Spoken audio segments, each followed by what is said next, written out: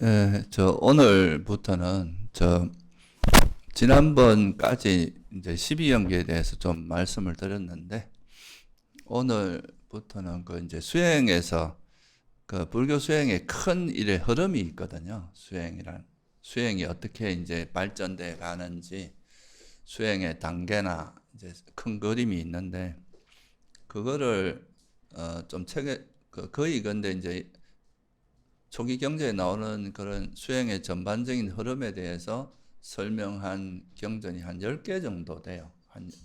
근데 그 전체 흐름 속에서 어, 공통되는 것들이 있거든요. 그래서 그걸 통해서 이제 수행이 어떻게 흘러가는지 그 전체적으로 이렇게 크게 흘러가는 그 흐름을 한번 살펴보려고 하는데요. 뭐 기본적으로 여러분이 많이 알고 계시는 뭐 사문과경 같은 거라든가 길들임의 단계경이라든가 뭐 이런 여러 가지 경절이 있는데요. 그래서 거기에 나오는 이제 전반적인 그 내용을 토대로 해서 어느 한 경전을 가지고 말하기는 조금 그 또 경전마다 약간 특징이 있어 갖고 그렇게 하기는 좀 그런데 전반적으로 이제 수행이 흘러가는 전체 흐름에 대해서 한번 이야기를 하려고 하는데요. 그게 실제 이제 우리 현실에서 어떻게 드러나는지, 우리가 실제 수행할 때 그런 게 이제 어떻게 적용되는지, 이런 거에 좀 더 초점을 맞춰서 한번 이야기를 하려고 합니다. 그래서 그 큰 흐름이 이제 있는데, 그 중에 이제 첫 번째가 뭐냐 하면은, 애를 이제 크게 뭐 이야기하자면, 첫째는 이제 부처님 법문을 들어야 되겠죠. 그죠? 듣고 이제 신심이, 그 법에 대한 신심이 일으키는 게 첫 번째고, 그리고 나면 그 다음 이제 계를 지키고 그 계목을 지켜야 되고, 그리고 그 다음에는 뭐 감각기능 단속, 그리고 뭐 일상 속에서 이제 깨어있음에 전념하라 뭐 이런 게 있어요. 우리 수행하는 데 있어서 항상 열심히 정진하는 거.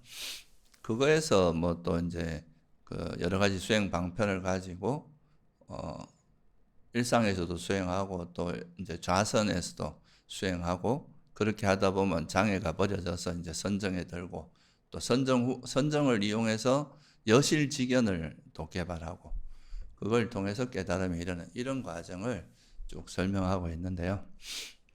그런 것들이 이제 쭉 흐름, 이거는 진짜 어떻게 보면 대도예요, 대도. 그러니까 우리가 어떤 수행으로 깨달음으로 가는 데 있어서 큰 흐름을 이야기해 놓은 거고, 그거에 이제 구체적인 이제 현실로 들어가 보면 훨씬 더 복잡하고 훨씬 더 이제 다양성이 있겠죠. 그죠? 근데 부처님께서는 뭐 그런 거를 너무 이제 세세한까지 다 이야기하다 보면 경전의 분량도 너무 커지고, 또 부처님 당시에 그런 가르침을 이어올 땐 주로 초기에는 뭐로 이어져 왔다고 들었습니까? 구전이었잖아요. 그러니까 입으로 전해져 온 거니까 너무 이렇게 복잡한 내용이 아니라 아주 핵심적인 내용만 정리해서 그걸 전달하는 그런 방식으로 해왔다 이거죠. 그래서 오늘은 그 이제 앞부분에 이제 우리가 견해에 대한 신심과 이 계라는 것이 단순히 우리가 이제 그 법을 듣고 그 법에 대한 신심을 일으킨 다음에 제일 첫 번째 하는 게 이제 계를 지키는 거거든요. 계목의 단속이라고 하는데, 근데 이 계라는 것이 왜 필요한가? 그냥 우리가 계라는 건 하지 마라 이런 걸로만 생각할 수 있는데요. 이거를 조금 더 이제 현실적인 관점에서 좀 먼저 이야기를 해보면은, 이 사실 이게 우리가 경전에 나오는 이야기들의 대부분은 부처님이나 아라한에 대한 이야기죠. 그죠? 그러니까 맨날 접하니까 뭐 우리 되게 가까이 있는 것 같지만 사실은 이게 되게 멀리 있는 이야기일 수도 있어요. 이제 어떻게 보면 이제 사업을 시작한 사람이 뭐 저 빌 게이츠나 테슬라가 누굽니까? 일론 머스크 같은 그런 사람의 삶을 생각하면서 우리가 가는 거나 비슷하거든요. 그러니까 이제 그런 부처님의 어떤 정신세계나 아라한의 정신세계는 사실 그 우리가 이론적으로는 쉬워 보이지만 실제로 그걸 자기 삶에서 구현하는 것은 굉장히 어려운 일입니다. 그리고 이제 이런 말들이 우리가 자주 듣다 보면 그게 익숙해져서 아 이게 뭐 당연한 거다 이렇게 생각할 수도 있는데 그 가는 과정에서 이제 그 일어나는 마음의 변화나 이런 이제 행동의 변화 이런 것들이 굉장히 다양하게 나타나거든요. 그런데 그런 이제 이상과 현실의 갭이 적을수록 우리 이제 수행이라는 게 좀 더 재미있어지고 이렇게 되는데 보통은 마음은 이제 아는 거는 아닌데 그죠? 자기가 이제 행동하는 거는 거의 이제 아직은 여전히 이제 범부 중에서도 좀 아직 시작 단계에 있는 범부에 해당하니까 그런 데서 오는 그 갭이 사람들을 허황되게 만드는 게 많아요. 수행자들이 왜 자꾸 정신적으로 허황되는가를 내가 좀 살펴보면 대체로 그런 게 되게 큰 원인입니다.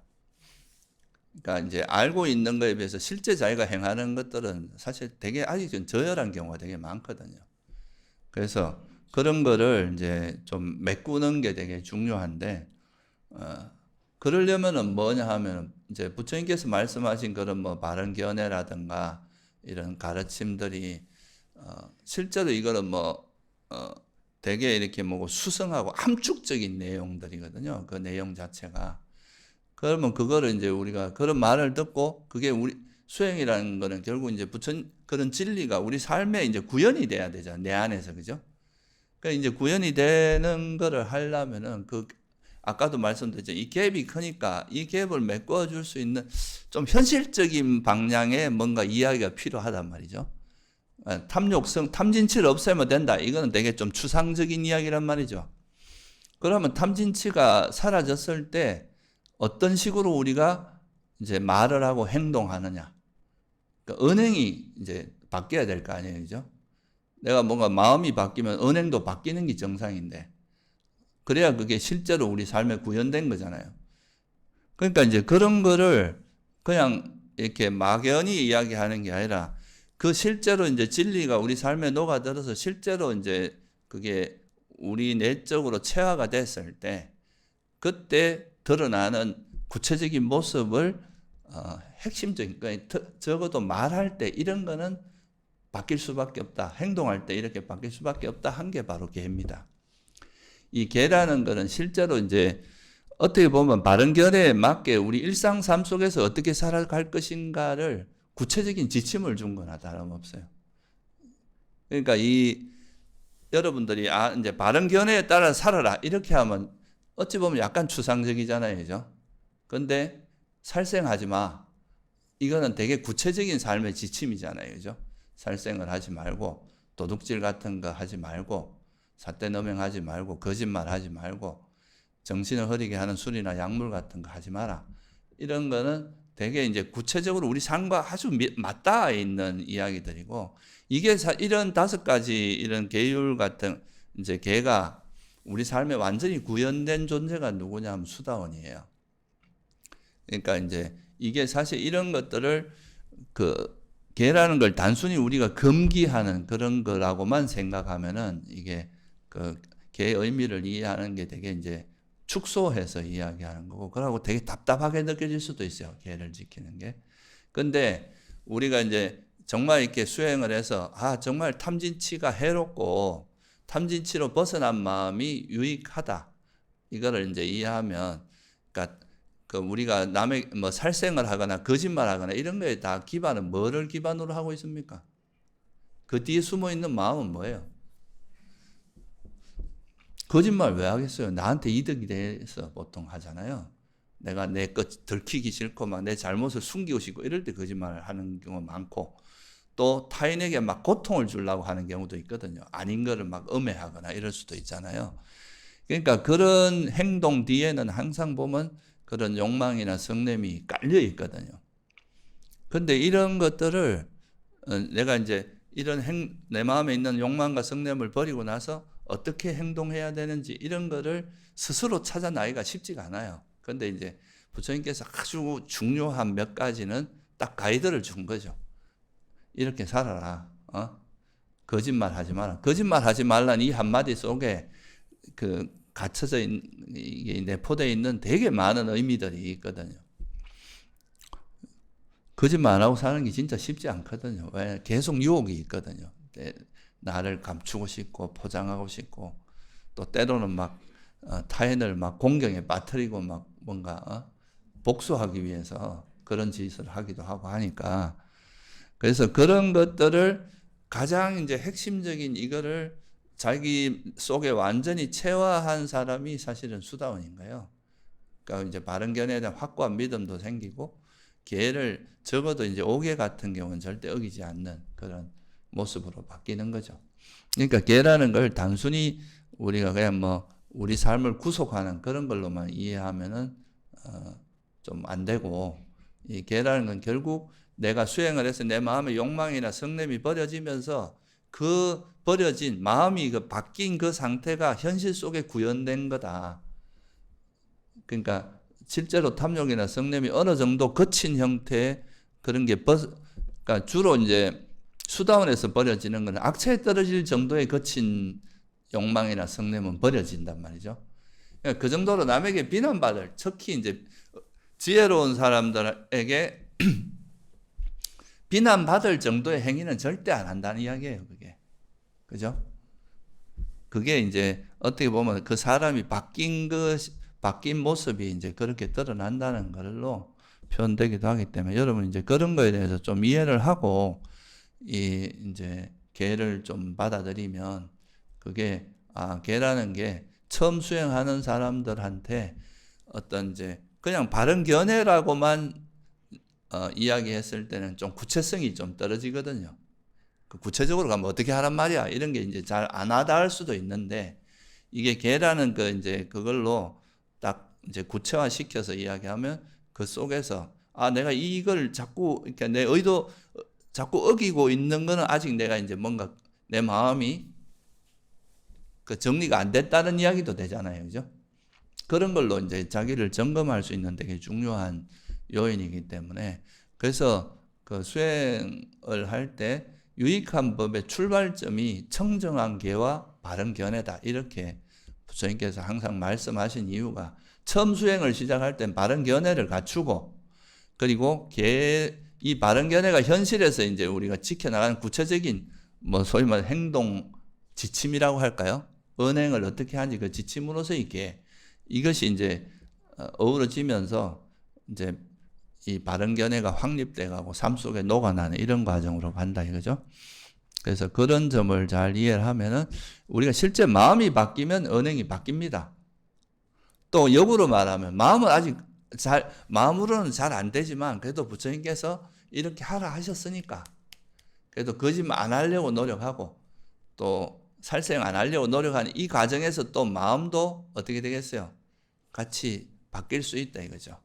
그래서 상호작용을 해요. 우리가 이제 그 계를 잘 지키다 보면 또 계의 이득을 보게 되거든요. 내가 이렇게 살생을 안 하고 도둑질 안 하고 이제 살아가니까 내 삶이 스스로가 이제 당당해지잖아요. 그죠?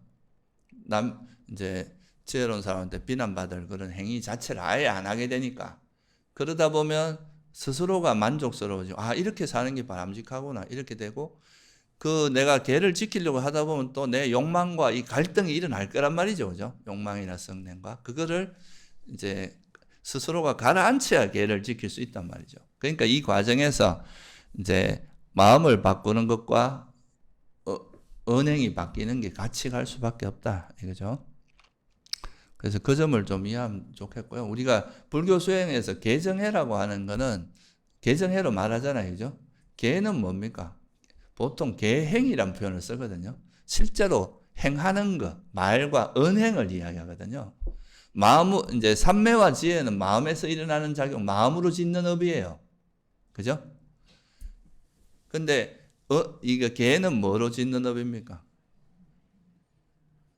몸과 말로 짓는 업이에요. 그러니까 이거는 좀 더 이제 겉으로 드러나는 거고, 이 삼매와 지혜는 마음으로 짓는 업에 해당하잖아요. 그죠? 그러니까,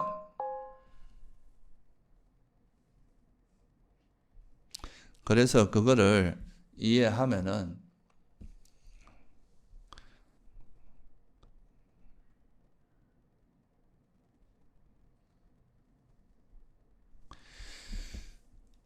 그래서 개정해라고 하는 것이 이제 마음이 바뀌면 언행도 바뀌고 언행이 바뀌면 마음도 바뀌는 그런 수행의 어떤 메커니즘을 좀 이해하고 이거를 좀 시작하면 좋을 것 같아요. 그래서 수행은 사실 여러분 이제 가장 현실적인 이야기입니다. 우리가 실제로 사람을 대하고 살아갈 때 실제 내가 마음 쓰는 거, 말하는 거, 행동하는 거 이런 게 이제 어떤 식으로 드러나는지 이런 거를 계속 교정해 나가는 과정이잖아요. 그죠? 그런 이제 그거를 잘못된 걸 계속 바로잡고 교정해 나가는 그 과정에서 물론 바른 견해가 제일 큰 틀이지만 그거에 이제 구체적으로 이제 그럼 어떻게 할 건가 이런 거에 대한 되게 좋은 가이드가 개다. 이렇게 생각을 하시면 좋을 것 같아요. 그래서 이제 수행의 이제 전반적인 큰 그림에서 가장 처음 부처님께서 이제 말씀하시는 거에 시작은 항상 보면 그거예요. 이제 열애 부처님 아까 말한 우리가 이제 열애원공 정변지 명행족 선서생 10호 있잖아요. 그 부처님은 그런 분을 만나서 법문을 듣고 이제 그 법에 대한 신심이 일어나겠죠. 그게 이제 수행의 출발점이 됩니다.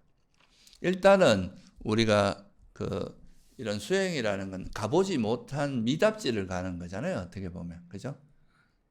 우리가 가보지 못한 어떤 길을 가는 거고, 번뇌가 이제 있는 사람이 번뇌가 없는 경지에 대해서 들은 거잖아요. 그게 이제 이렇게 하면은, 나중에 이제 이렇게 열심히 수행하다 보면 번뇌가 버려져서 괴로움이 소멸된 어떤 상태가 있다. 그러니까 이렇게 이제 행복한 거니까 너들도 열심히 해봐라. 이런 법문을, 그러니까 괴로움이 뭐고 괴로움에서 어떻게 하면 벗어나고 이런 거에 대해서 설명을 하고 있는 게 이제 바른 견해 아니에요. 그죠? 부처님께서 말씀 바른 견해가 무엇이 괴로움이고 괴로움 원인은 뭐고 그러면 그것이 괴로움 원인이 소멸됐을 때 괴로움이 버려질 수 있다는 거. 그 구체적인 방법이 이제 도성제라는 거, 팔정도라는 거, 이런 거를 이제 설한 게 그거니까 이런 법문을 듣고 이제 그 법에 대한 정말 그건 합리적이고 그럴 것 같다라고 생각하면 일단은 믿어야 수행을 할 수 있거든요.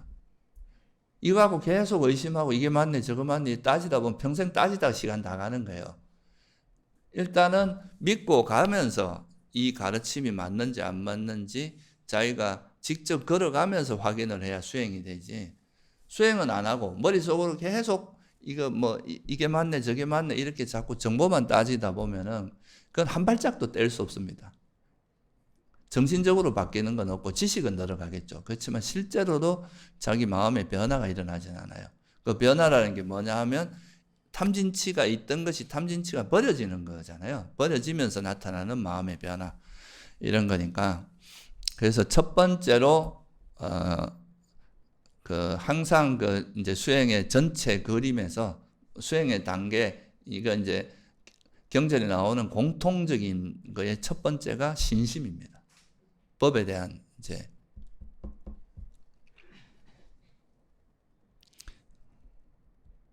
그래서 그 신심을 기반으로 하는데 이 신심의 내용은 뭐겠어요? 그냥 막 제일 기본적인 거는 부처님의 가르침이겠죠, 그죠?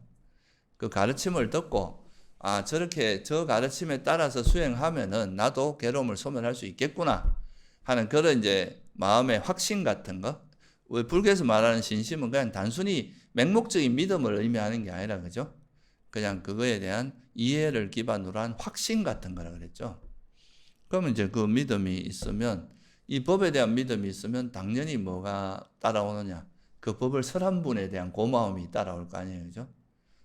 이 부처님이 나셨기 때문에 이런 법이 설해졌으니까 또 부처님에 대한 믿음 그런 신심도 따라올 거고 그러면 또 그게 부처님 당시에 끝나버릴 수도 있었잖아요. 근데 지금까지 이어져 오는 데는 또 성가의 역할이 있었잖아요. 그러니까 이제 불법성 삼보에 대한 믿음이 존경과 신뢰 이런 것들이 이제 달라붙는 거죠. 그게 이제 삼보에 대한 신심이고 좀 더 구체적으로 보면 이제 여기서 신심의 주된 내용은 삼보에 대한 신심인데 그 중에서도 바른 견해, 진리에 대한 믿음이에요. 적어도 이제 부처님께서 설하신 사성제, 그 연기 이런 거에 대한 가르침에 대한 확고한 믿음이 있어야 내가 이 수행을 해서 내가 괴로움에서 벗어날 수 있다 없다 이거에 대한 확신이 있어야 수행을 할 거 아니에요, 그죠? 물론 이제 초창기의 확신과 수행을 해 나가면서 계속 검증해 나가면서 그거에 대한 이해도가 깊어가면서 생기는 확신의 신심의 깊이는 다릅니다. 그렇지만 어쨌든 처음에 저렇게 하면 되겠구나 하는 그거에 대한 믿음은 되게 중요한 거예요.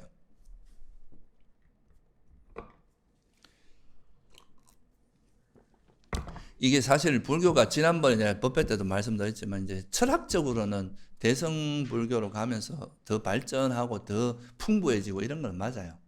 근데 이제 구체적인 어떤 수행 방법론적인 측면을 보면은 초기 불교에서 말하는 이런 이제 구체적인 방법을 넘어서는 것은 없다고 봅니다.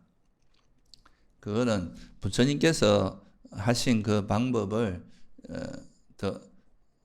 더 이렇게 합리적이고 또 더 이제 안전하고 분명한 그런 방법을 찾기는 어렵습니다.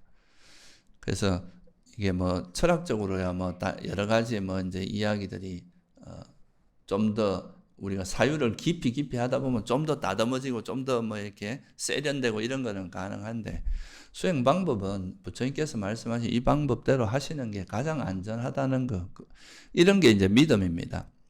그리고 이제 이런 바른견해도 이제 개로도 이야기할 수 있지만 좀 더 구체적인 현실적인 이야기로 하면은 우리가 뭔가에 대해서 집착하는 거. 집착하면은 그에 대한 어떤 대상을 내가 원하는 걸 가지고 싶고 실현하고 싶고 하는 그런 집착이 있으면 그거의 반작용으로 뭐가 생깁니까? 그것이 잘 안 되면 이 집착의 에너지가 화로 가버리거든요. 내가 막 어떤 사람하고 진짜 잘하고 싶고 관계를 잘하고 싶은데 그 뜻대로 안 되면 그 상대에 대한 애정이 뭐로 가요? 배신감 막 이렇게 적대감으로 가버리거든요. 그러니까 이게 사실 탐욕과 성냄이라고 하는 거는 그 이제 대상이 다르고 마음 상태는 다르지만 이게 무관한 마음 상태가 아니에요. 이 탐욕 어떤 대상이 좋은 쪽으로 애착으로 가던 이 에너지가 잘못하면 이제 분노로 가죠. 애착이 크면 클수록 분노도 더 커집니다. 그래서 그런 것들 우리가 부처님께서 이제 괴로움의 가장 큰 원인은 탐욕이라고 하셨는데 이 집착 때문에 모든 괴로움이 일어난다고 한 게 집성제 내용이잖아요, 그죠? 집착이 있으면 당연히 이거 반작용 성냄이라는 건 따라오는 거고 이거의 원인은 어리석기 때문이다. 그게 이제 탐진치의 내용이잖아요. 그러면 이게 탐진치가 없는 마음 상태가 바로 뭐예요? 이게 이제 우리가 괴로움에서 벗어나려면 탐진치가 없는 마음을 개발해야 되는데 없어지면 나타나는 형태가 어리석음이 없어지면 뭐가 되겠어요? 어떤 상황에 대한 냉철한 판단, 진리에 맞게 판단하는 지혜가 생기고 화가 없어지면은 탐욕이나 성냄 이게 이제 성냄이라는 게 탐욕의 뿌리를 두고 탐욕의 반작용 같은 거니까 이 성냄이 없어지면은 그게 성냄은 대상에 대한 적개심이잖아요. 그러니까 이게 바뀌면 뭐로 바뀌겠어요? 자비심으로 사무량심으로 바뀌는 거죠. 그래서 불교에서 이제 지혜와 자비를 되게 중요한 두 축으로 두는 거예요. 이게 있어야 이게 이제 뭔가 집착하고 화내고 이런 마음 상태가 이제 우리가 수행을 통해서 이제 마음이 바뀌기 시작하면 집착을 내려놓고, 그러니까 집착을 내려놓는다면 좀 더 구체적으로 말하면 이제 막 잘난 체 하는 거 이런 거 자만 내려놓고, 그죠? 내 견해만 고집하는 이런 그 견해에 대한 집착, 사견 이런 걸 내려놓고 또 이기심을 내려놓고, 그죠? 내가 남보다 더 잘 나가고 싶고 막 더 많이 가지고 싶은 그런 게 이제 놓아지고 남에게 그리고 그 반작용으로 일어나는 적개심 이런 게 놓아지는 게 이제 그걸 우리가 선이라고 하잖아요, 그죠? 그러니까 불선과 선이 있는데, 근데 이제 이런 선이라고 하는 거를 불선이 버려지면 선이 개발되는 측면도 있지만 선을 적극적으로 개발하면 어떻게 되겠어요? 불선 자체가 예방되고 이게 이제 우리 마음이 오히려 선한 마음이 개발되면서 불선이 버려지기도 하고 더 예방되기도 하고 이 물이 똥물로 가득 차 있는데 여기 막 깨끗한 물을 계속 붓다 보면 나중에 어떻게 되겠어요? 이 물이 깨끗해지겠죠. 그죠? 그런 식으로 우리 마음에 선한 마음을 계속 일으키는 게 또 이제 우리 마음을 정화하는 데 되게 유익하다. 그래서 어떻게 보면 탐진치에 대한 정확한 이해도 필요하지만 이 탐진치가 버려졌을 때 어떻게 마음이 바뀐다는 것에 대한 구체적인 이해도 되게 중요한 거예요. 그죠? 내가 마음이 바뀌면 어떤 모습으로 바뀌냐? 자만으로 막 넘쳐나던 사람이 바뀌면 겸손해진다 이거죠. 고개를 숙일 줄 알고 함부로 자기를 드러내고 남을 깔아뭉개는 게 아니라 남을 존중해주고 자기를 낮출 줄 아는 이런 마음으로 바뀌는 거죠. 그죠? 이기심이 이타심으로 바뀌고. 그러니까 그런 게 이제 그런 거를 제대로 알고 하고 화가 버려지면 자애심으로 바뀌는 거죠. 그러니까 자비심을 자꾸 하도 이게 화가 버리면 이런 마음이 되는구나 하고 마음 쓰는 방법도 알게 되는 거예요. 그래서 이게 되게 중요한 겁니다. 그래서 그런 거에 또 더 현실적인 버전이 바로 오개 같은 겁니다. 실제로 우리가 집착, 탐욕이나 성냄이 버려졌을 때 그게 어떤 식으로 현실에 드러나느냐. 살생하는 이유가 뭐겠어요? 살생이라는 말로 표현했지만 여긴 폭력적인 행위도 포함되겠죠. 그죠? 우리가 오개라는 거에서 그죠? 그래서 이제 이런 거를 여러분들이 이해를 하면은 제일 먼저 이 탐욕이나 성냄이라고 하는 것 자체가 상대를 내 의지대로 통제하려고 하는 에너지도 들어가요. 내 뜻대로 안 되면 막 내가 막 맞다고 주장하는데 아니라고 하면 막 상대를 어떻게든 꺾어서 내 의지대로 하려고 하는 이런 것도 집착이잖아요. 그러니까 그런 게 있기 때문에 이런 마음들이 이제 놓아지면서 마음이 편안해지고 이제 상대를 있는 그대로 존중해주고 인정해줄 수 있는 거거든요. 그런데 내 마음에 욕망이나 성냄이 있으면 항상 자기 원하는 대로 끌고 가려고 하는 이런 게 원래 많이 작용하게 되거든요. 그래서 이제 첫 번째 우리가 수행의 시작점은 뭐다? 삼보에 대한 신심이. 왜 이게 없으면은 여러분 가치관이 없는 거예요. 우리가 수행이라는 것도 수행의 방향성이 있어야 되잖아요. 뭘 하고자, 뭐 때문에 이 수행하는지 이 방향을 알아야 되는데 이 방향을 모르고 그냥 뭐 수행하면은 그게 내가 지금 서울로 간다 그래 놓고 부산을 갈 수도 있는 거란 말이죠. 그러니까 이 방향성을 스스로 알아내기는 너무 어려워요. 그러니까 이제 부처님 같은 정말 엄청난 그런 지혜를 갖추신 분이 나와서 내가 가보니까 이렇더라. 그러고 이게 또 꽤 2700년 가까이 검증이 된 거잖아요. 그러면 이제 이런 걸 보고 그러면 이렇게 가면 나도 갈 수 있겠구나 하는 그게 되고, 그렇다면 우리가 어떤 노력을 해야 되느냐? 탐진치로 점철된 이 마음은 어떻게 해야 돼요? 이걸로 된 탐진치를 기반으로 일어나는 몸과 말과 마음으로 행해지는 이런 것들은 다 이제 가라앉히고 탐진치가 없는 지혜나 자비로 또는 뭐 여러 가지 이제 그런 겸손함이라든가 이타적인 행위라든가 이런 거를 기반으로 해서 이제 쌓여진 마음 상태로 몸과 말과 마음으로 행하는 이게 이제 중요한 거 아니겠어요? 그죠? 이게 바로 뭐예요? 이게 바른 견해입니다.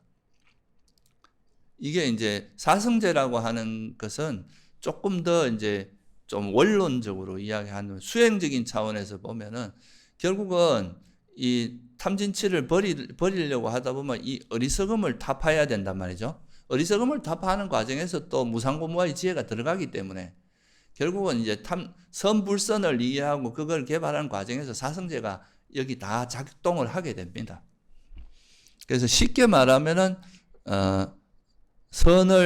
선과 불선을 확실히 구분하는 지혜, 이게 바른 견해예요. 내가 뭐를 버려야 되고 뭐를 극복해야 되고 뭐를 개발해야 되는지 이거를 정확히 알아야 이제 내가 노력의 방향이 정해진다 이거죠. 그죠? 그게 이제 알아야 되고, 그거를 구체적으로 그러면 번뇌가 없이 행동하는 게 뭐냐? 오개라는 거죠. 탐진치 없이 행동하는 방식이 바로 오개의 가장 기본적으로 드러나고, 그러니까 우리가 경전에 보면 전륜성왕이 이야기하잖아요. 그죠? 전륜성왕이 있으면 뭐 전혀 아무 그거 없어도 그냥 덕으로서 세상을 다스린다고 하는데 전륜 성왕 경전에 보면 전륜 성왕이 날 때는 다 5계를 지킨다 그래요. 5계를 다 지키니까 싸울 일이 없는 거예요. 남의 거 탐 안 하고, 그죠? 거짓말 안 하고, 딱 자기 잘못하면 잘못했다 인정하고, 이러면은 싸울 일이 없잖아요, 그죠? 저절로 굴러가는 거죠. 그게 우리 삶의 기준이 돼서 굴러가니까. 근데 뭐 요즘 어떻습니까? 아무리 잘못해도 뭐 내가 나 안 그랬다고 뭐 우기기부터 시작하고, 거짓말 해가지고 어떻게든 자기 죄를 줄이려고 하고, 이런 게 이제 일상적이니까 그 이면에는 뭐가 있겠어요? 그런 행동을 하는 그 이면에는 뭐 때문에 그러겠어요? 자기 뭐 이익이나, 그죠? 두려움, 내가 벌 받기 싫은 두려움이나 이런 게 다 복합적으로 있을 거 아니에요, 그죠? 그러니까 이제 그런 거를 그런 계를 지키는 것 자체가 우리에게 탐욕이나 성냄을 내려놓게 만드는 되게 큰 역할을 하고, 또 탐욕 성냄이 없어짐으로써 계를 지키는 방향으로 갈 수밖에 없다는 거예요. 계를 지킨다기보다는 자연스럽게 그런 삶이 된다는 거죠. 우리가 이제 율이라고 하는 거는 사실 계하고 율은 조금 다릅니다. 율은 처벌이 반드시 따라요. 왜냐하면 스님들끼리 살아갈 때는 뭔가 그 원칙을 어겼을 땐 그에 뭐 적합한 참여를 시키거나 뭔가 처벌이 따르는데 계는 그건 아니에요. 계가 이제 율에 포함되기도 하는데 이제 공동체 속에서는, 근데 계 자체는 그냥 어떻게 보면 약간은 이제 수행적인 측면이 좀 더 강하고, 율이라는 거는 비구의 삶을 비구들이 어떻게 살아야 되는지 그 가이드를 주는 거라면, 계라는 건 수행자가 어떻게 살아야 되는지 모든 수행자에게 적용될 수 있는 그런 가르침이라고 볼 수 있습니다.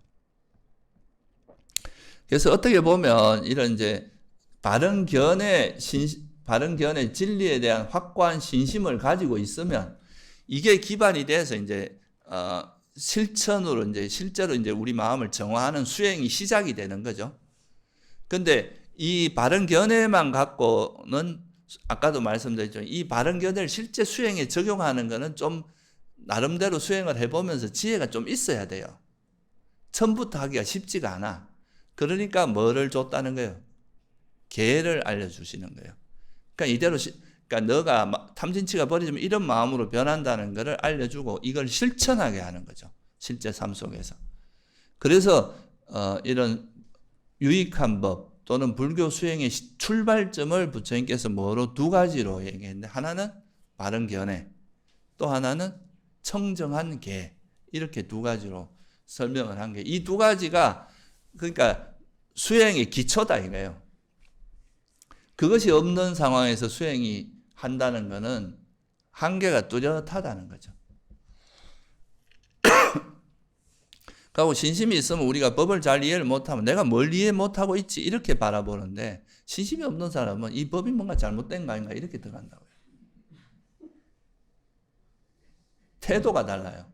뭔가 자꾸 의심을 해요. 이 법 자체에 대한 의심이 들어가는데, 우리가 신심이 있으면 부처님께서 이제 물론 뭐 이렇게 그 경전에 나오는 모든 사소한 것까지 다 100% 믿으라고 말하는 건 아니에요. 그거는 사실 후대에 좀 이 첨삭된 것도 있고, 좀 어떻게 보면 현대 보면 좀 말도 안 되는 이야기도 있을 수 있거든요. 근데 적어도 코어 가르침 있잖아요. 핵심이 되는 가르침. 그거는 그 시대에 따라서 변할 수 있는, 무상고무하라는 이 세상이 다 변한다. 이거는 시대에 따라서 변할 수 있는 가르침이 아니잖아요. 그리고 어떤 대상, 어떤 마음상, 이 집착의 내용이 어떻든 간에 그 집착하는 게 괴로움을 불러일으킨다. 이것도 시대에 따라서 바뀔 수 있는 내용이 아니라는 거죠. 그러니까 그런 게 진리에 포함된 거거든요.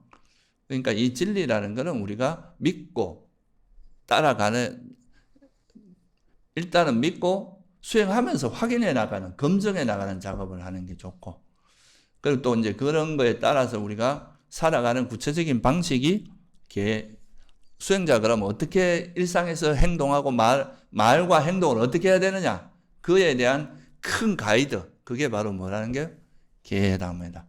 그걸 이제 팔정도에 보면 뭐로 나와요? 이걸 팔정도의 관점에서 한번 살펴보면 세 가지로 나오잖아요. 바른 말, 그죠? 그 다음에 그러니까 이제 바른 견해를 갖춘 다음에 그리고 또 이런 것도 있어요. 이건 뭐 이제 우리가 계를 지킬 때 지혜 없이 계를 지키면 너무 기계적으로 지킬 수 있거든요.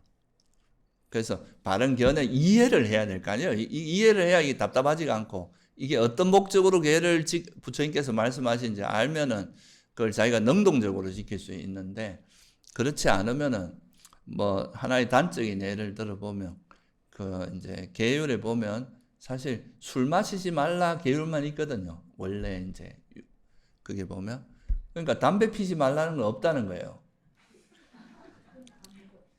그래서 사실 지금 남방에 가 보면은 이제 그 일부 스님들 중에 담배를 피우는 스님들이 있어요. 그 취지가 뭔지를 이해를 하지 않고 그 단순히 기계적으로 나와 있는 그 문구에만 너무 천착하다 보면 그런 문제가 생길 수가 있거든요.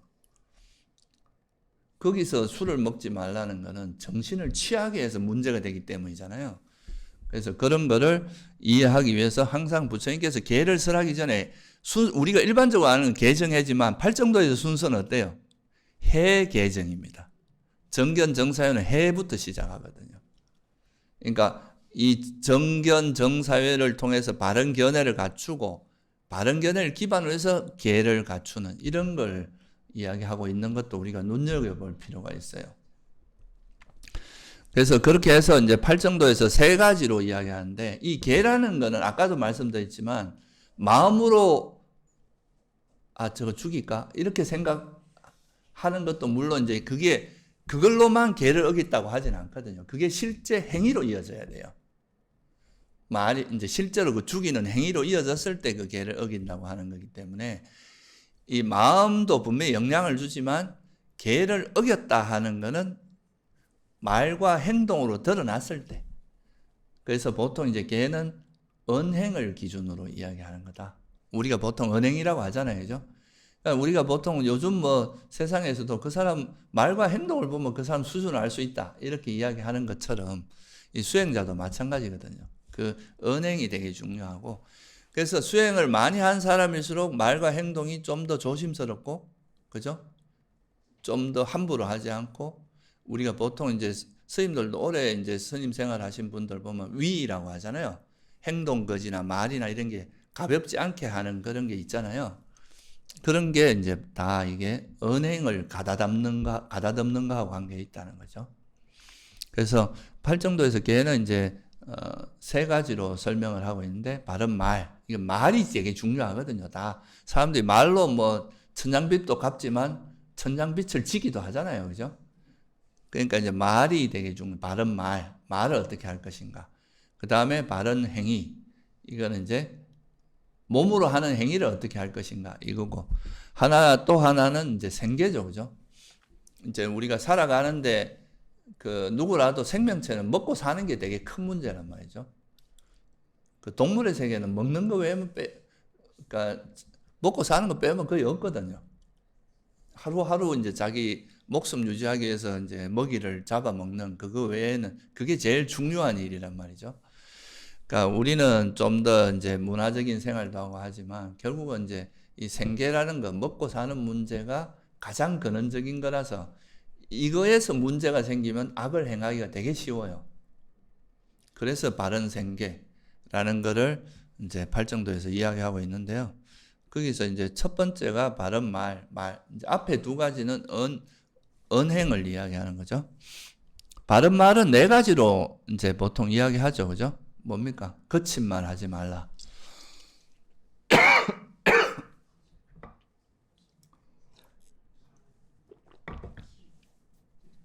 이게 이제 5개로 치면 거짓말 하지 말라 있잖아요. 그죠? 살도, 엉망, 거짓말 하지 말라. 요걸로 표현했지만 사실 이 거짓말 하지 말라는 말 속에 8정도의 바른 말이 다 포함된다고 봅니다.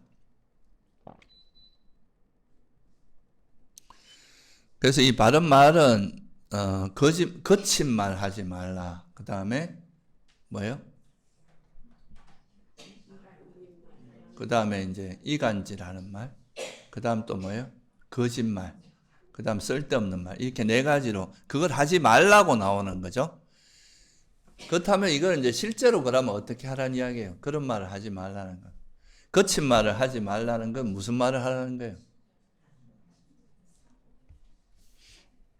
에어란 말 들어봤어요? 에어. 우리가 이제 그걸 사서법이라고 들어봤어요? 경제를 보면 4가지 중생을 섭수하는 법이라고 해서 사서법이 있는데 그 중에 하나가 보시, 에어, 이행, 동사 이렇게 나오거든요. 그 중에 이제 에어라는 게 나와요. 에어. 에어가 뭐예요? 사랑스러운 말, 부드러운 말, 이제 자애로운 말 이런 걸 이야기하는 거죠. 그래서 이 거친 말 하지 말라는 거 이거 속에는 되게 많은 의미들이 포함되어 있어요. 그러니까 말이 거칠게 나올 때는 우리가 상대를 비방하거나, 그죠? 아니면 조롱하거나, 깎아내리는 말, 상대의 수준을 그냥 이렇게 막 깎아내리는 말, 그리고 상처 주는 말, 이런 것들, 적대시하는 말, 이런 게 다 포함되는 거예요. 무례한 말.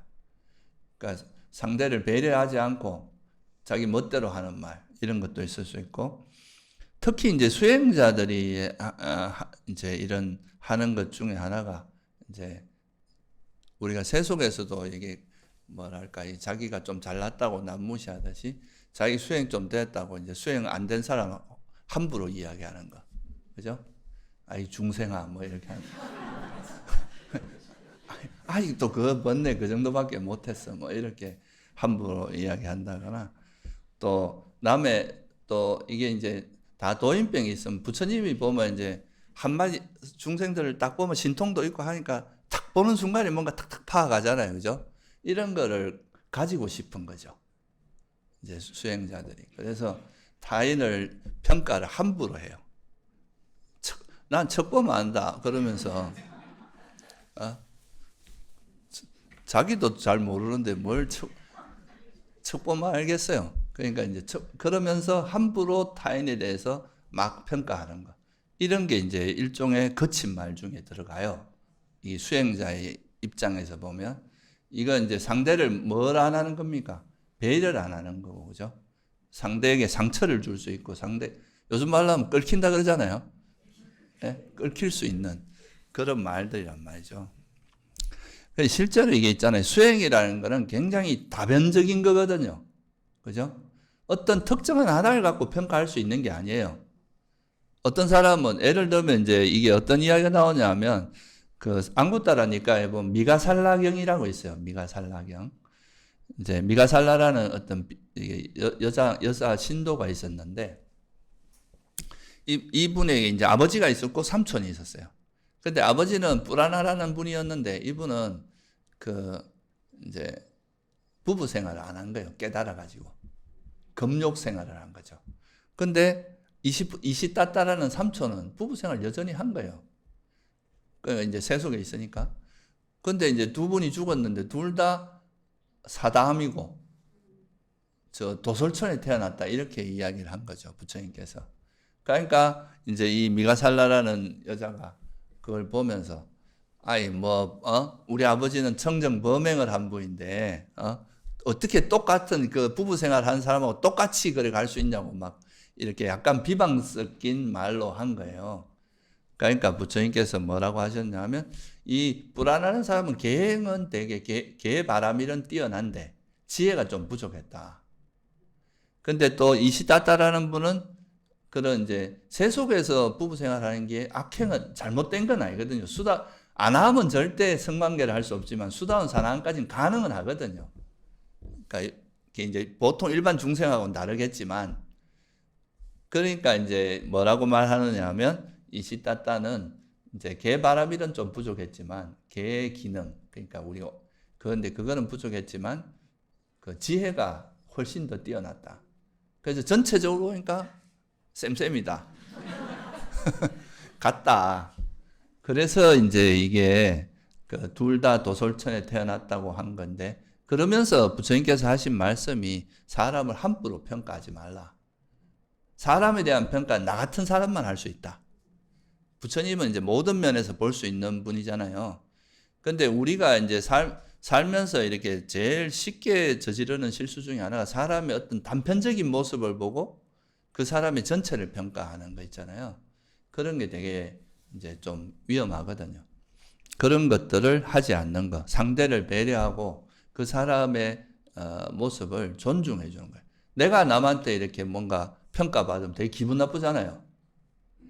너 뭐 수행 그거밖에 못해 하고 내 한마디 툭 던지면 듣는 사람 기분 나쁜데 본인이 남한테 그런 걸 할 때는 잘 못 느끼는 거예요. 그런 말들에. 그게 이제 일종의 수행자들이 조심해야 될 거친 말 중에 하나라고 볼 수 있어요. 그러니까 이런 거를 하면서 자기를 돌아보는, 이게 또 이런 걸 하지 않으려고 할 때는 이런 것에 기준이 있으면 내가 이런 말을 하려고 하다가도 내가 뭔가 왜 이런 말을 하지 하고 한번 돌아볼 수 있잖아요. 그럼 내가 잘난 체 하려고 하나? 뭐 이렇게 자기 자만을 볼 수도 있고, 이런 것은 별로 남에 대한 배려가 부족하다 보고 그 말을 거둘 수 있잖아요. 이런 게 이제 결국은 이런 말을 조심하는 게 자기 마음을 보게 돼 있어요. 이 알아차림이 동반되지 않으면 절제가 잘 안 되거든요. 내가 어떤 마음으로 하는지를 봐야 이게 내 이런 말의 이면에 내가 잘난 체 하는 거나 남에 대한 배려가 부족하거나 이런 게 있구나. 내 견해를 고집하거나 이런 게 있구나 라는 거를 스스로 보면 그걸 절제할 수 있잖아요. 근데 그게 안 되면 잘 안 된단 말이죠. 그래서 이런 것들도, 그래서 남을 함부로 깎아내리거나 비방하는 거. 그러니까 사람 사이를 단순히 이제 이간질하는 것도 있지만 그 사람에 대한 악의적으로 비방하는 경우도 있을 수 있잖아요. 이런 거는 거친 말에 해당해요. 그러니까 이런 거를 수행자들은 절대 안 하도록 노력해야 됩니다. 그럼 어떻게 해야 되느냐? 격려하고, 그죠? 잘하고 있다. 훌륭하다. 격려해주고, 복돋아주고, 위로하고, 보듬는 말, 부드러운 말, 사랑스러운 말, 그리고 이제 뭐 항상 이렇게 뭔가 남들이 나한테 잘해주고 하면 뭔가 내가 좀 배려를 받았을 때, 내가 배려해줄 때 남들이 막 무시하면 기분 안 좋잖아요. 마찬가지로 상대가 배려를 해줄 때는 고맙다, 감사하다 이런 말을 항상 해주는 쪽으로 하면, 이런 게 다 이제 그 예어, 부드러운 말, 이거에 이제 그러니까 거친 말이 아니라 부드러운 말의 현실적인 모습이라는 거예요. 우리가 이거는 사실 세속에서도 이렇게 하는 사람을 좋은 사람이라고 하잖아요. 그죠? 그거나 똑같은 거예요. 그게 뭐 특별히 다른 건 없겠죠. 그리고 이제 이게 안굿다르니까 보면 말경이라는 게, 말이 이게 사실 항상 이게 제일 화근이잖아요. 말에는 도끼가 있다 그러잖아요. 이게 잘못하면 이 말에서 이게 잘못하면 자기도 베고 상대도 베고 할 수 있는 거니까.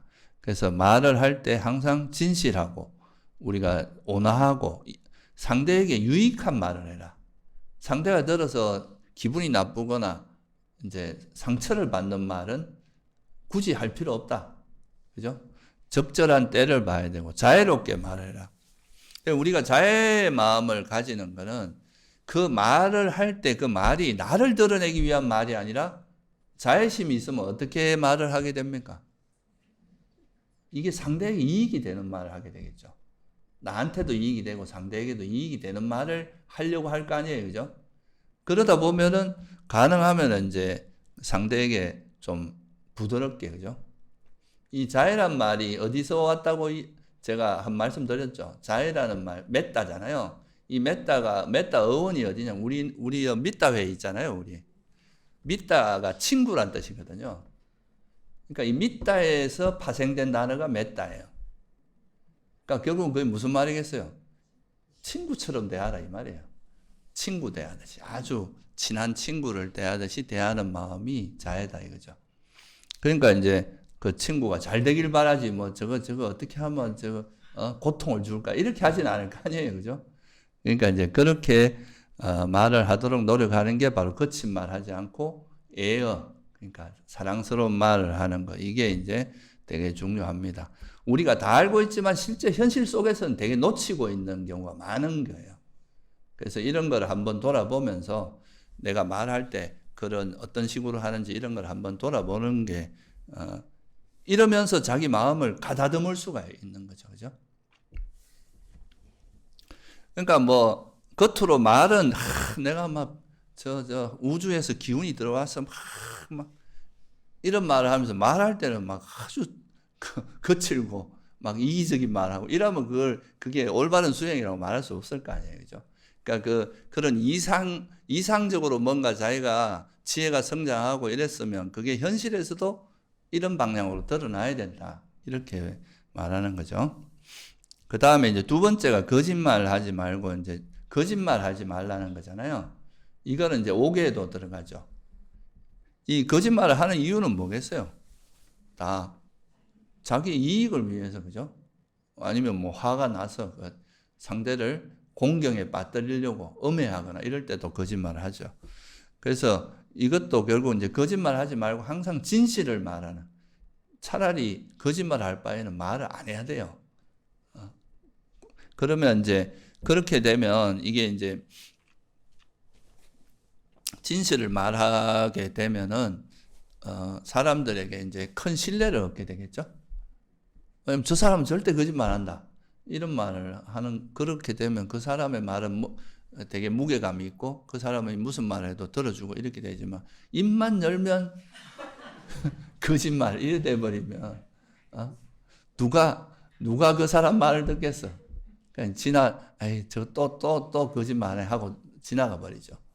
그러니까 이런 게 이제 되게 큽니다. 그리고 이제 이 수행자의 관점에서 접근해 보면 자기 어떤 수행 상태나 자기 감정 상태나 이런 거에 솔직한 것도 여기 포함될 수 있어요. 이게 수행적인 측면으로 들어가면. 그걸 자꾸 포장하거나 속이지 말고 내가 지금 화가 나 있으면서 나 화 안 났어 하면서 화내는 경우 있잖아요.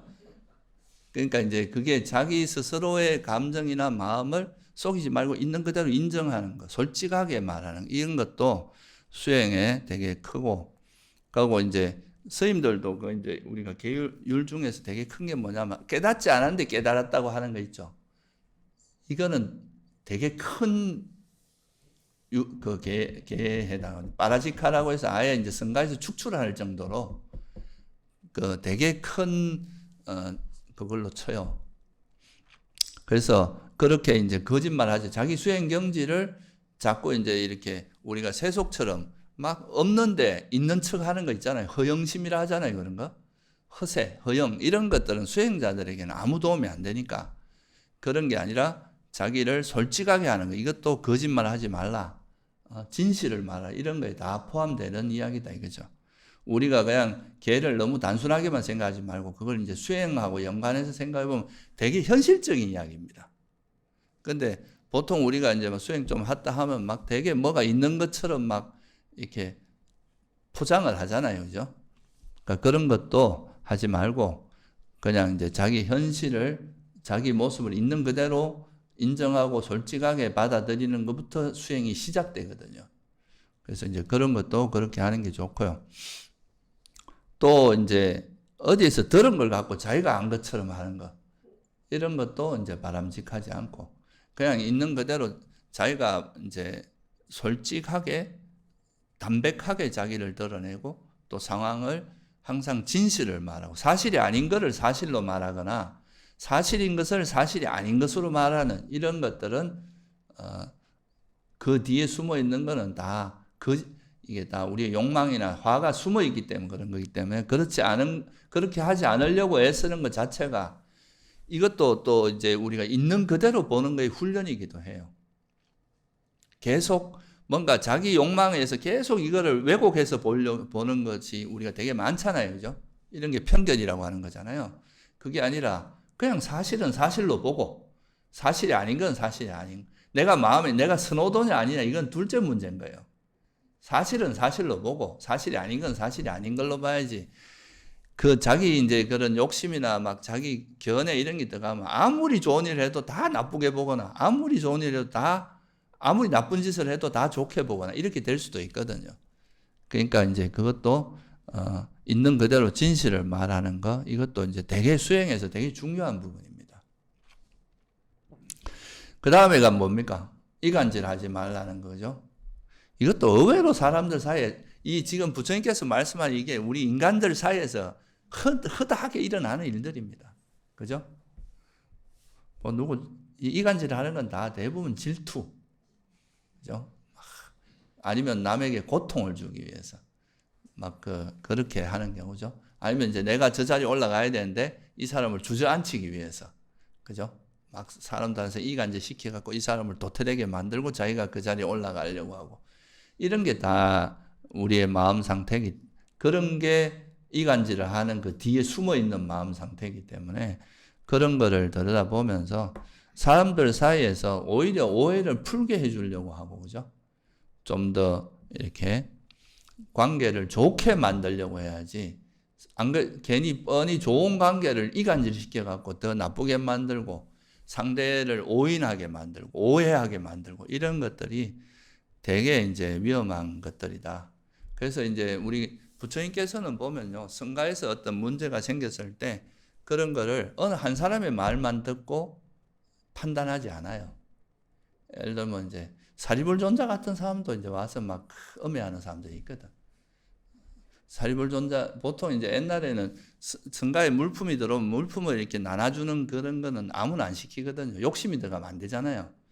그러니까 이런 게 이제 사리불존자가 그런 업무를 담당하셨는데, 그러니까 이제 저 밑에 있는 아직 이제 번뇌 많은 스님이 이제 사리불존자가 막 자기 친한 사람한테는 좋은 거 주고, 안 친한 사람한테는 잘 안 준다, 막 이렇게 또 막 부처님에 가서 고자질을 한 거죠.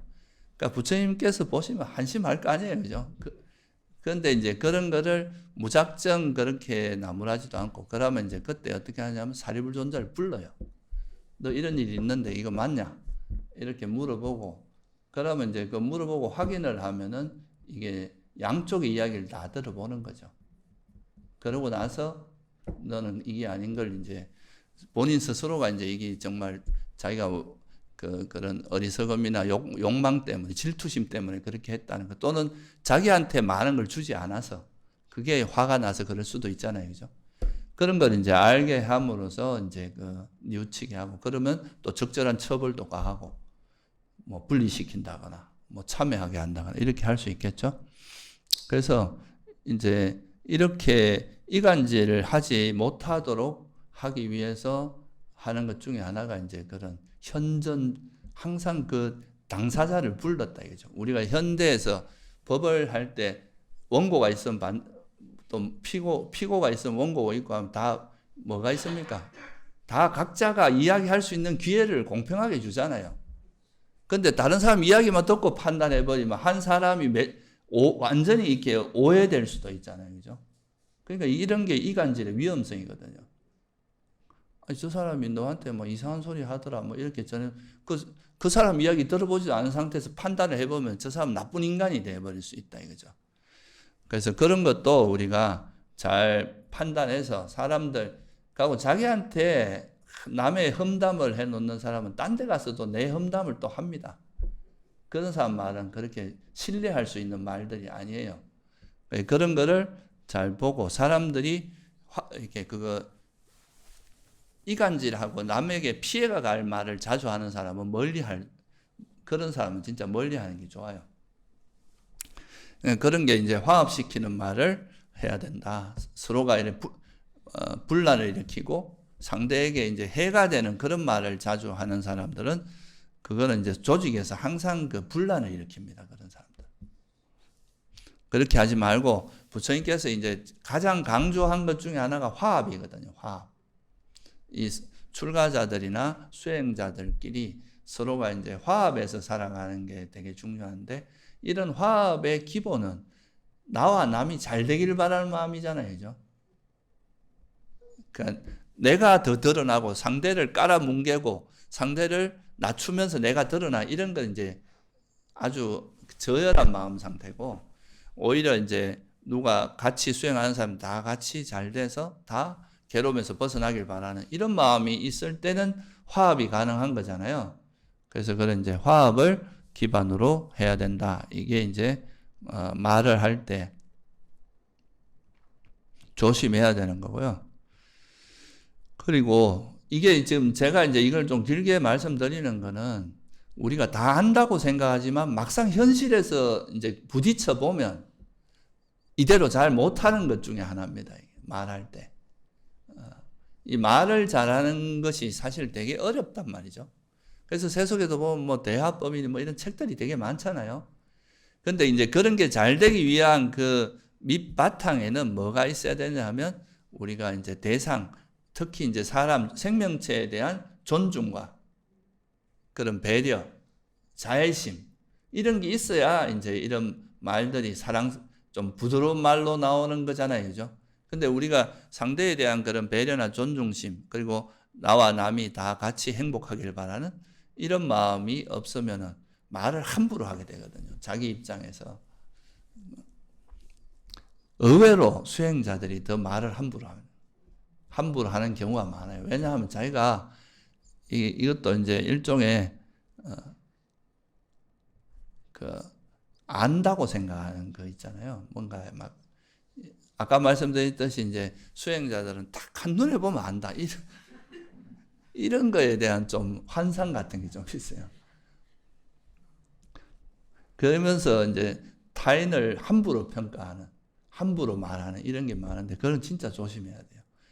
항상 존중해야 되고 수행이라는 거는 이렇게 어느 한 분야 갖고 아까도 말씀드린 어떤 사람은 그러니까 우리가 신심이 되게 충만하지만 지혜가 좀 부족할 수도 있고 어떤 사람은 또 지혜는 되게 예리한데 신심이 좀 부족할 수도 있고 이게 또 어떤 사람은 또 정진력은 뛰어난데 지혜는 좀 이게 각자마다 기능이 다 다른 거예요. 약간씩은. 근데 그거를 하나의 하나의 단편적인 것만 갖고 그 사람을 평가할 수 없잖아요. 그죠? 그러니까 이건 사실 두루두루 전체적인 걸 보고 사람을 볼 수 있고. 그래서 부처님께서도 사람을 쉽게 평가하지 말고 오래 봐야 된다 그랬잖아요. 오래. 그래도 오랫동안 관찰하고 지켜봐야 그 사람을 제대로 알 수 있다고 그랬단 말이죠. 그래서 그런 부분에서 이 말하는 부분이 사실은 우리가 인간관계에 있어서 이 말이라는 게 주는 그 영향력이 되게 크거든요. 그래서 이 말을 할 때 어떻게 조심해서 할 것인가 이런 거를 좀 잘하고 특히 이제 뭐 우리가 말하는 것 중에 하나가 또 뭡니까? 뒷담화. 그죠? 저 인간 어떻고 저떻고 막 계속 이렇게 이야기. 그런 마음들이 다 이제 그런 거를 자기 마음을 탁하게 만들고 안 좋게 만드는 거라는 걸 알고 이런 말하는 거에서부터 이제 말할 때 번뇌 없이 정말 타인에 대한 자애심을 가지고 지혜롭게 말하는 거. 그죠? 이런 거를 연습하는 게 일상 수행에서 굉장히 중요한 부분이다 이거죠. 수행과 연관해도. 그래서 그런 거를 하는 데 있어서 이제 거짓말, 그다음에 거친 말, 이간질하는 말 하지 말고 또 마지막 하나가 뭐예요? 그러니까 쓸데없이 시간 쓸데없는 말로 이 말 좀 막 아무 의미 없는 거 그냥 이야기하면서 세속의 신변 잡기나 뭐 이런 이제 가십거리들 그런 걸로 시간 보내지 말고 가급적이면 생산적인 대화를 하라 이거죠. 서로가 발전할 수 있는 뭐 어떻게 하면 선한 마음을 일으킬 수 있고 어떻게 하면 자애심을 일으킬 수 있고 어떻게 하면 뭐 또 지혜가 생길 수 있는지 이런 거를 대화하는 버릇을 들이라. 이게 이제 그 바른 말의 핵심입니다. 그러니까 제가 이제 이거를 이렇게 말씀드리는 거는 우리가 이제 이렇게 하지 말라는 측면에서만 알고 있는데 실제 이게 어떤 그 욕망이나 성냄이 적어지면서 실제로 바르게 말을 할 때는 상대에게 되게 이제 사랑스러운 말을 주로 듣기 그렇다고 마부하는 말을 하라는 게 아니에요. 그죠? 그게 아니라 좀 기본적으로는 이런 말의 기반에는 뭐가 있어야 된다는 거예요. 자비심. 그죠? 나와 남에게 이익이 되는 말. 그래서 아까 이제 이게 이제 말에 대한 부처님의 가르침 중에 여러 가지가 있는데 그 첫 번째 이제 많이 하는 것 중에 하나가 부처님께서 이제 열의 선서 뭐 이런 걸 선서나 뭐 이런 부분에 대해서 설명하시면서 하는 말에 대해서 나오는 게 첫째는 그게 사실인지 아닌지를 해야 된다. 사실이 아니면 말하지 말라는 거예요. 진실한 거. 이게 그러니까 여긴 진실한 말하고 포함되겠죠. 그 다음에 그게 나에게나 타인에게 유익한가 안 한가 그걸 살펴보라는 거예요. 유익하지도 않은데 그냥 내가 아는 거 막 자랑하려고 막 이야기할 이런 것도 별 의미 없다 이거죠. 그런 것보다 이 말이 일단은 사실이어야 되고 그게 타인에게 유익한지를 살펴보고 그리고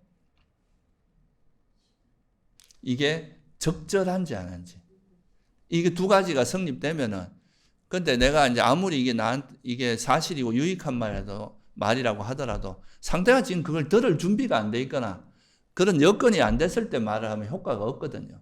그러니까 이게 적절한 땐지를 보는 거, 이걸 이야기하고 있는데, 그게 지금 안구따르니까에서 나오는 말도 같이 중복돼요. 가르침도. 아까 그건 세 가지 조건을 이야기하는데, 여기서는 그거에서 좀 더 보태가지고 바른 시기에 이건 적절한 때를 봐야 된다는 거고, 두 번째는 진실이야. 이게 사실을 말해. 사실이 아닌 거는 이야기하지 말라 이거. 이 사실인지 사실이 아닌지 판단이 안 된다. 그럼 말 안 하는 게 맞는 거예요. 그죠?